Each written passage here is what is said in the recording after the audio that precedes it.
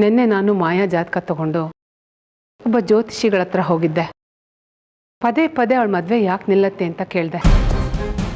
ಅದಕ್ಕವರು ಮಾಯಾಯಿಂದ ಒಬ್ಳು ಹೆಣ್ಮಗಳು ತುಂಬ ಕಷ್ಟ ನೋವು ಅನುಭವಿಸ್ತಾ ಇದ್ದಾಳೆ, ಆ ನೋವೇ ಅವಳಿಗೆ ಶಾಪ ಆಗಿ ಕಾಡ್ತಾ ಇದೆ ಅಂತಂದರು. ಮಾಯಾಯಿಂದ ಕಷ್ಟ ಅನುಭವಿಸ್ತಿರೋ ಹುಡುಗಿ ಬೇರೆ ಯಾರೂ ಅಲ್ವಂತೆ, ನೀನೇ.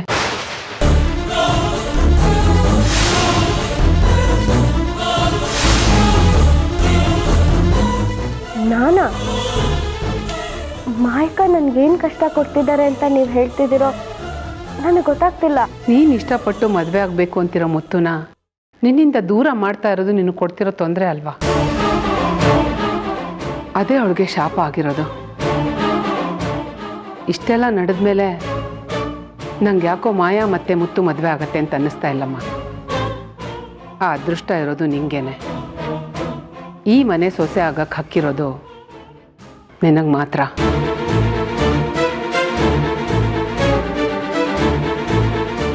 ಮುತ್ತುನ್ ಮದುವೆ ಆಗಕ್ಕೆ ಯಾರೇ ಬಂದರೂ ಆ ದೇವರು ಅದನ್ನು ನಡೆಯಕ್ಕೆ ಬಿಡಲ್ಲಮ್ಮ. ಮುತ್ತು ಯಾವತ್ತಿದ್ರೂ ನಿನ್ನೋನೆ.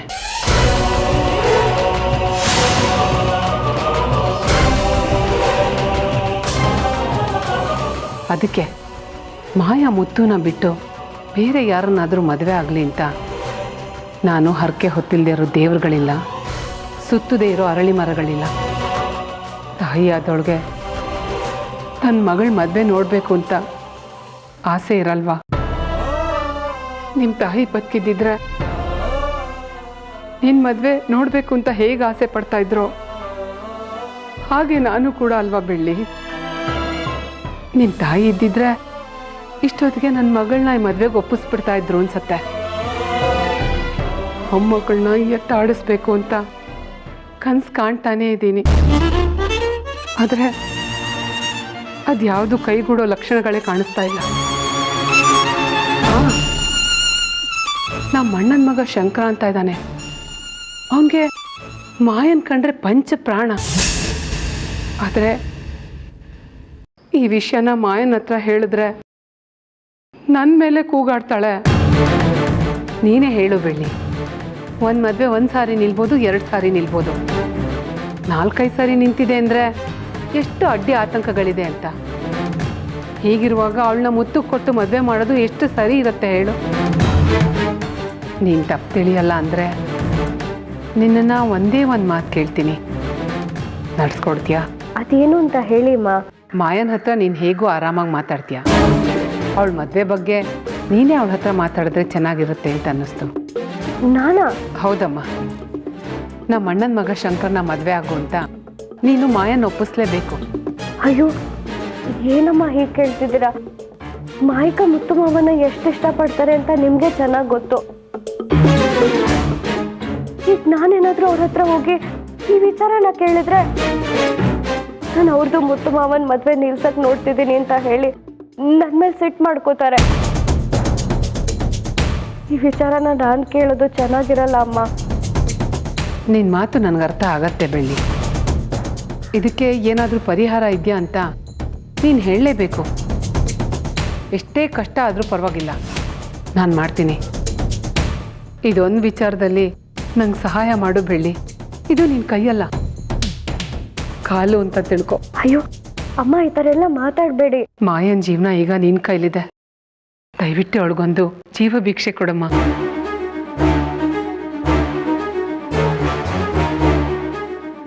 ಏನಮ್ಮ ಯೋಚನೆ ಮಾಡ್ತಾ ಇದೀಯಾ?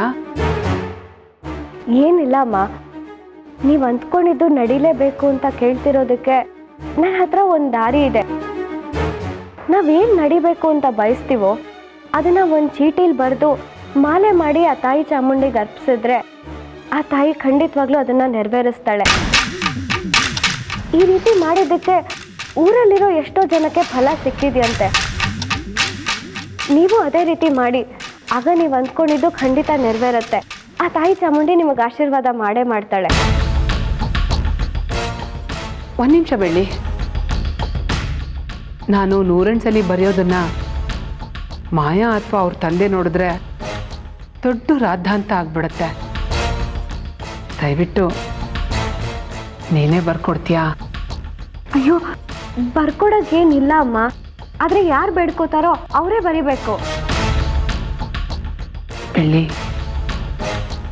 ನೀ ನನ್ನ ಮಗಳ ಥರ ಅಂದಮೇಲೆ ನೀನು ಹೇಗಮ್ಮ ಬೇರೆ ಆಗ್ತೀಯ? ದಯವಿಟ್ಟು ಒಪ್ಕೋ ಬೆಳ್ಳಿ. ನೋಡು, ಈ ವಿಷಯನ ನೀನು ಯಾರ ಹತ್ರ ಹೇಳಬೇಡ, ನಾನು ಯಾರ ಹತ್ರನೂ ಹೇಳಲ್ಲ. ರಾತ್ರಿ ಕೂತ್ಕೊಂಡು ನೀನು ಬರೆದಿಟ್ಟಿರೋ, ನಾನು ಬೆಳಗ್ಗೆ ಬಂದು ಅದನ್ನು ದೇವಸ್ಥಾನಕ್ಕೆ ತೊಗೊಂಡು ಹೋಗ್ತೀನಿ. ಸರಿಮ್ಮ.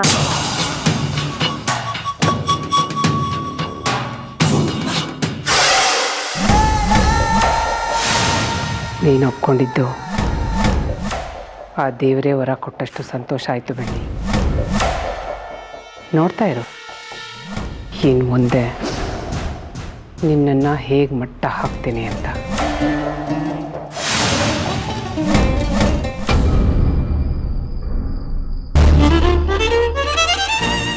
ಮಾಯಾಯಿಂದ ಒಬ್ಳು ಹೆಣ್ಮಗಳು ತುಂಬ ಕಷ್ಟ ನೋವು ಅನುಭವಿಸ್ತಾ ಇದ್ದಾಳೆ. ಆ ನೋವೇ ಅವಳಿಗೆ ಶಾಪ ಆಗಿ ಕಾಡ್ತಾ ಇದೆ ಅಂತಂದರು. ನಮ್ಮ ಅಣ್ಣನ ಮಗ ಶಂಕರ್ನ ಮದುವೆ ಆಗು ಅಂತ ನೀನು ಮಾಯನ ಒಪ್ಪಿಸ್ಲೇಬೇಕು.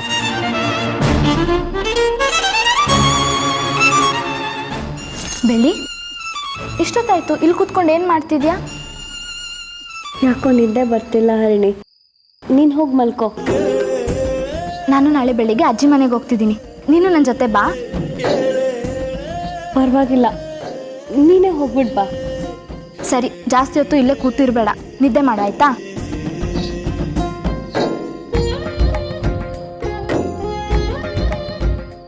ಮಾಯಕ್ಕ ನಮ್ಮ ಕೇಳ್ಕೊಂಡಿದ್ದು ನೆನ್ಸ್ಕೊಂಡ್ರೆ ಅಯ್ಯೋ ಪಾಪ ಅನ್ಸತ್ತೆ. ಅವ್ರ ಮದುವೆಗೋಸ್ಕರ ಎಷ್ಟೆಲ್ಲ ಕಷ್ಟಪಡ್ತಿದ್ದಾರೆ.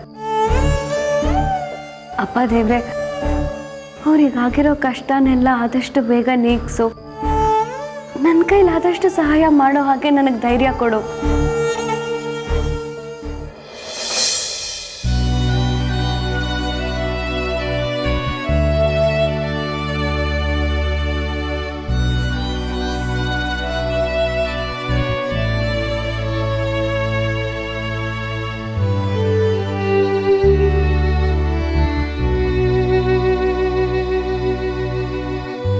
ದೇವ್ರೆ, ಮಾಯಕ್ಕಂದು ಶಂಕರಣ್ಣನ ಮದುವೆ ಆಗೋ ಹಂಗೆ ಮಾಡು.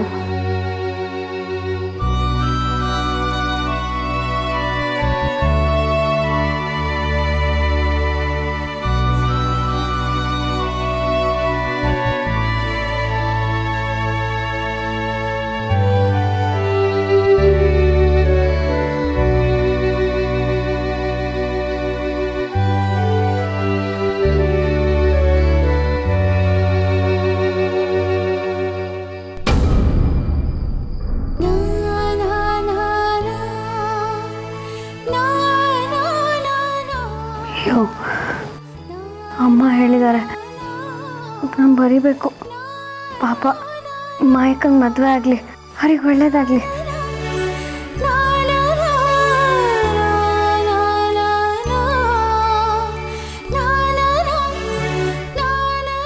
ಅವ್ರಿಗೆ ಹೇಳ್ದಾಗೆ ಎಲ್ಲ ಬರೆದು ಪೂರ್ತಿ ಮುಗಿಸಿದ್ದೀನಿ. ಮಾಯಕ್ಕಂಗೆ ಒಳ್ಳೇದಾಗಿ ಅವ್ರಿಗೆ ಮದುವೆ ಆದರೆ ಸಾಕು. ದೇವ್ರೆ, ಮಾಯಕ್ಕಂಗೆ ಯಾವುದೇ ಅಡ್ಡಿ ಆತಂಕ ಇಲ್ಲದೆ ಮದುವೆ ಆಗೋ ಹಾಗೆ ಮಾಡು.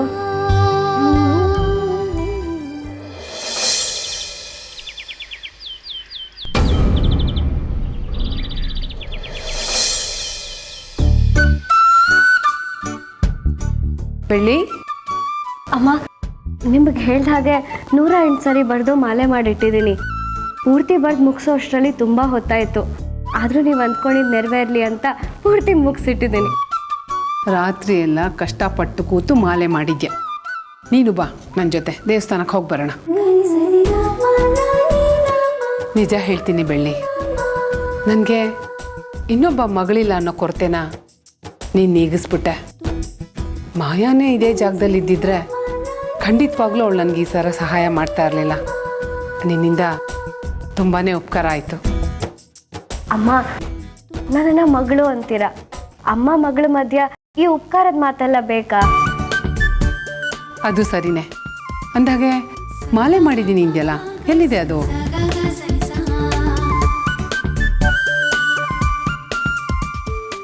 ನೋಡಿಮ್ಮ, ಇಲ್ಲೇ ಇದೆ.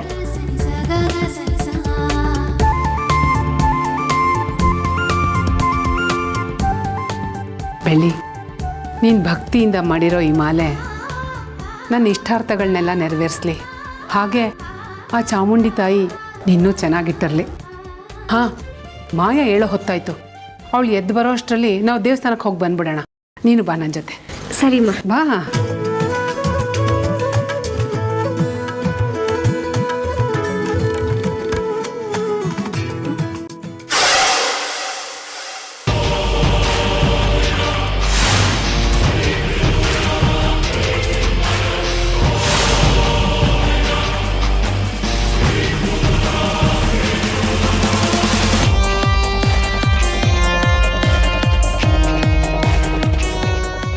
Happy journey, Belly. Have a good day.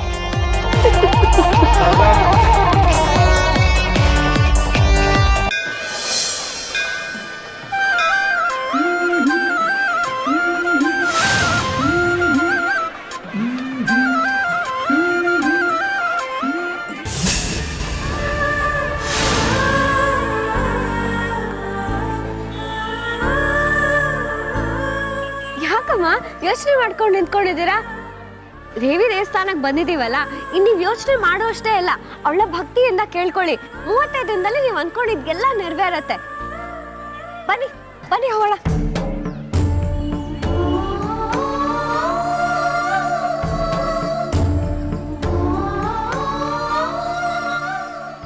ಪಾಪ, ಅನ್ಯಾಯವಾಗಿ ಇವಳನ್ನ ಸಿಕ್ಕಾಕಿಸ್ತಾ ಇದ್ದೀನಿ ಅಂತ ಅನ್ನಿಸ್ತಾ ಇದೆ. ಇಲ್ಲಿಂದ ವಾಪಸ್ ಹೋಗೋಣ ಅಂತ ಹೇಳ್ಬಿಡ್ಲಾ? ಅಮ್ಮ, ಇನ್ನು ಏನು ಯೋಚನೆ ಮಾಡ್ತಿದ್ದೀರಾ? ಬನ್ನಿ, ಆ ತಾಯಿ ಹತ್ರ ಬೇಡ್ಕೊಳ್ಳಿ. ಬನ್ನಿ ನೀವು.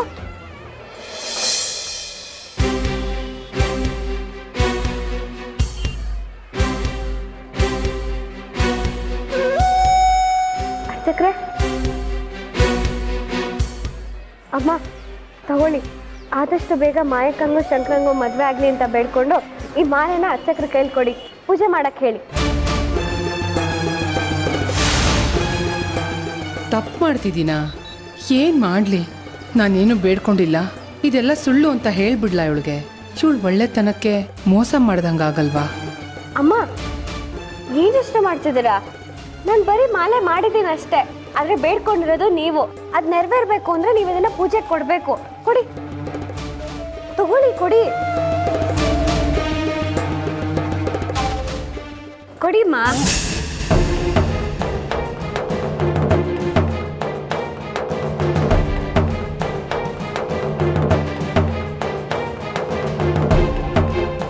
ಅಮ್ಮ ಜಗತ್ ಜನನಿ, ನಿನ್ನ ಬೇಡ್ಕೊಂಡು ಬಂದವ್ರನ್ನ ಯಾವತ್ತೂ ಬರಿಗೈಯಲ್ಲಿ ಕಳಿಸ್ದವಳಲ್ಲ. ಮಾಯಕ್ಕ ಅವ್ರಮ್ಮ ನೋಡಿದ್ರೆ ಅಯ್ಯೋ ಪಾಪ ಅನ್ಸತ್ತೆ. ಅವ್ರು ಏನು ಬೇಡ್ಕೊಳ್ತಿದ್ದಾರೆ ಅದನ್ನು ಯಾವುದೇ ತೊಂದರೆ ಇಲ್ದಿರೋ ಹಾಗೆ ನಡೆಸ್ಕೊಡು. ಈ ಹೆತ್ತಾಯಿ ಕಷ್ಟನ ನಿವಾರಿಸಮ್ಮ.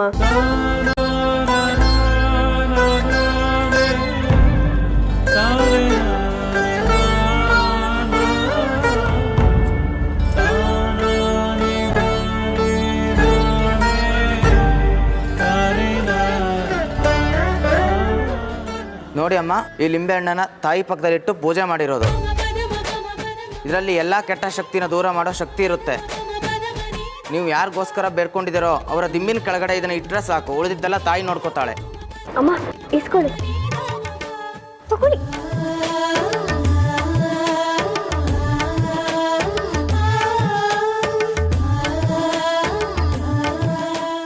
ಬನ್ನಿಮ್ಮ ಹೋಗೋಣ.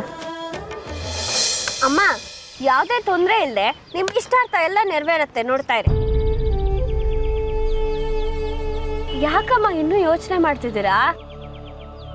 ಅಮ್ಮ, ಏನೂ ಇಲ್ಲ ಬೆಳ್ಳಿ. ನಾವು ದೇವಸ್ಥಾನಕ್ಕೆ ಬಂದಿದ್ದು ಮಾಯಂಗೆ ಗೊತ್ತಾದ್ರೆ ಎಲ್ಲಿ ರಂಪಾಟ ಮಾಡ್ಬಿಡ್ತಾಳೋ ಅಂತ.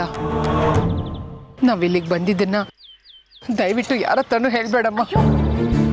ಯಾಕಮ್ಮ ಕೈಯೆಲ್ಲ ಮುಗಿತಿದ್ದೀರಾ? ತಗೊಳ್ಳಿ ಪ್ರಸಾದ ತಿನ್ನಿ.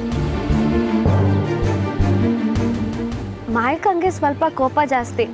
ಒಂದು ಒಳ್ಳೇದು ನಡೆದಾಗ ನೀವು ಯಾವ ವಿಷಯಕ್ಕೋಸ್ಕರ ಇಷ್ಟೆಲ್ಲ ಮಾಡಿದ್ರಿ ಅಂತ ಅವ್ರಿಗೆ ಗೊತ್ತಾಗತ್ತೆ. ಈ ಜಗತ್ತಲ್ಲಿ ಯಾರು ಬೇಡ್ಕೊಂಡಿದ್ದು ಈಡೇರಲಿಲ್ಲ ಅಂದ್ರು ಜನ್ಮ ಕೊಟ್ಟ ತಾಯಿ ಬೇಡ್ಕೊಂಡ್ರೆ ಅದು ಈಡೇರತ್ತಮ್ಮ. ಯಾಕೆಂದ್ರೆ ತಾಯಿ ಮನಸ್ಸು ಅಷ್ಟು ಶುದ್ಧವಾಗಿರತ್ತೆ. ನಿನ್ನ ತಾಯಿ ಬದುಕಿರ್ಬೇಕಿತ್ತು ಬೆಳ್ಳಿ. ನಿನ್ನ ಮದುವೆ ನೋಡಿದೆ ಕಣ್ಮುಚ್ಕೊಂಬಿಟ್ಲು. ಯೋಚನೆ ಮಾಡಬೇಡ, ನಿನ್ನ ತಾಯಿ ಆಸೆ ಅಂತೆ ಮುತ್ತು ಜೊತೆ ನಿನ್ನ ಮದುವೆ ನಡೆಯುತ್ತೆ. ನಾನು ಯಾವ ಆಸೆಗಳನ್ನೂ ಇಟ್ಕೊಂಡಿಲ್ಲ ಅಮ್ಮ. ಆ ದೇವ್ರು ಹೇಗೆ ಕರ್ಕೊಂಡು ಹೋಗ್ತಾನೋ ಹಾಗೆ ಹೋಗ್ತೀನಿ.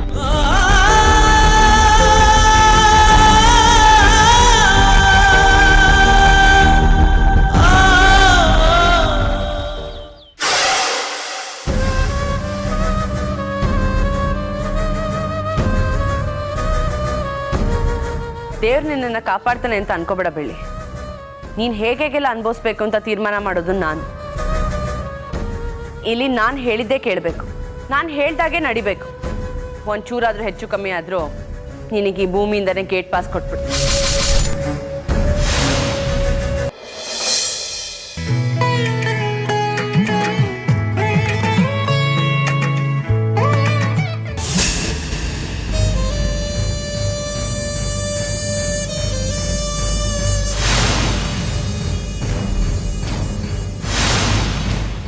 ಅಯ್ಯಯ್ಯೋ, ಅಲ್ಲಿ ನೋಡು ಬೆಳ್ಳಿ, ಮಾಯಾ ಎದ್ದು ಆಗಲೇ ರೆಡಿ ಆಗಿಬಿಟ್ಟಿದ್ದಾಳೆ.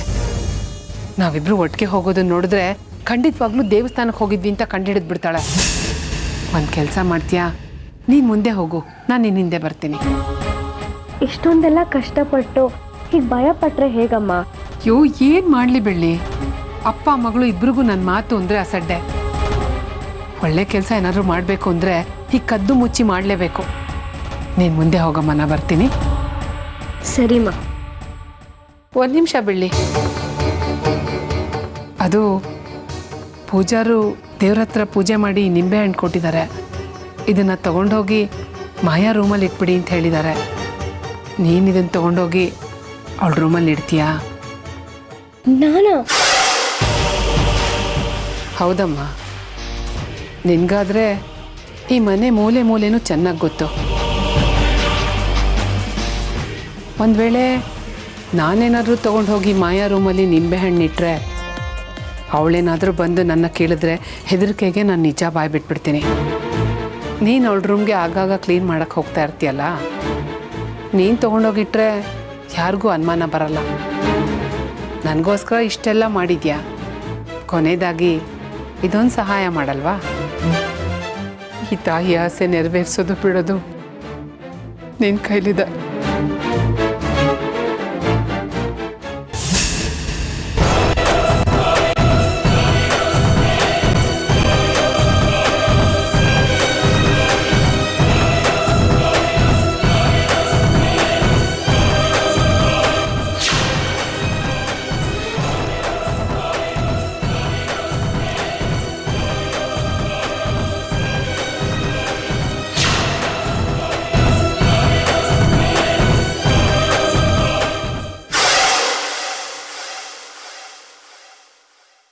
ಬೆಳ್ಳಿ,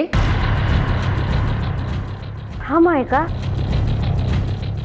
ಬೆಳಿಗ್ಗೆನೇ ಎದ್ದು ದೇವಸ್ಥಾನಕ್ಕೆ ಹೋಗಿದ್ಯಾ? ಹ್ಞೂ, ನಾನು ಒಬ್ಬಳೇ ಹೋಗಿದ್ದೆ. ಪೂಜೆ ಎಲ್ಲ ಸರಿ ಆಯ್ತಾ ಬೆಳ್ಳಿ? ಹ್ಞೂ ಅಕ್ಕ. ಸರಿ ಹುಷಾರ್, ಹೋಗಿ ತಿಂಡಿ ಮಾಡು.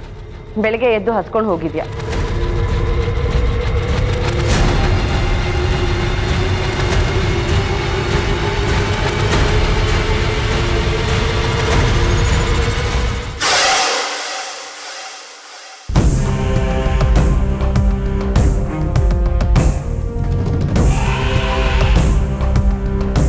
ಅಮ್ಮ, ಏನಮ್ಮ? ಬೇಗ ಎದ್ದು ಟೌನ್ಗೆ ಹೋಗಿದ್ರಾ? ಹೌದಮ್ಮ.